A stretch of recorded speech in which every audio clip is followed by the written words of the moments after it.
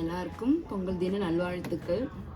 இந்த பால் பொங்குற மாதிரி நம்மளோட வாழ்க்கையும் எல்லோரோட வாழ்க்கையும் மகிழ்ச்சி, இன்பம், ஆரோக்கியம் எல்லாமே நல்லபடியாக பொங்கி சந்தோஷமாக எல்லாரும் இருக்கணும். இது வெண்பொங்கல், இது சக்கரை பொங்கல். இந்த போடு பொங்க பண்ணனா இப்படி தாங்க இருக்கணுமா? என் மாமியார் சொல்லுவாங்க. பாலையிலலாம் சாதம் சிந்தி பார்க்குறதுக்கு பொங்க பண்ணாயா அப்படியா இருக்கணுமா?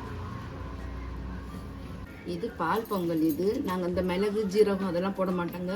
வெறும் பால்லையே இந்த பச்சரிசியை வேக வைக்கிறது உப்பு போட்டு. இது பால் பொங்கல். இது பால் பொங்கல். இது சக்கரை பொங்கல்.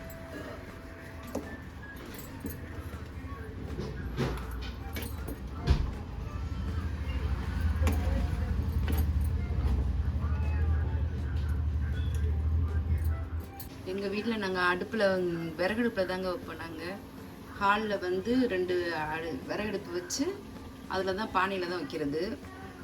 இப்போ வந்து நாங்கள் கேஸில் வச்சுருக்கோம். இன்னைக்கு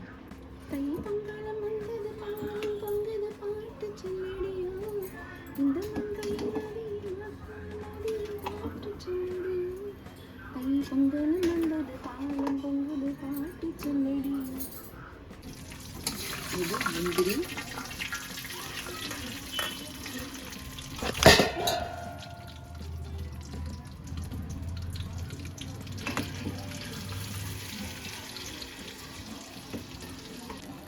இதாங்க சக்கரை பொங்கல். என் வீட்டுக்காரர் சொல்வார், வருஷத்துக்கு ஒரு நாள் பொங்கல் வைக்கிறது நல்லா நிறையா முந்திரியை போட்டு நெய்யை ஊற்றி செய்ய அப்படிம்பாங்க. அதுக்காகவே இந்த பொங்கல் அன்னைக்கு கொஞ்சம் நெய் அதிகமாக ஊற்றி முந்திரி பருப்பு போட்டுக்கிறது. இது வெண்பொங்கல்ங்க.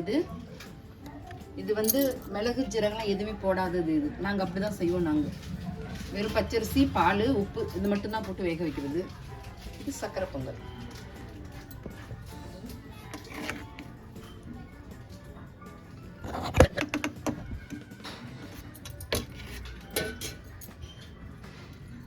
எங்கள் வீட்டில் சூரிய பகவானுக்கு சாப்பாடு வைக்க போகிறோங்க.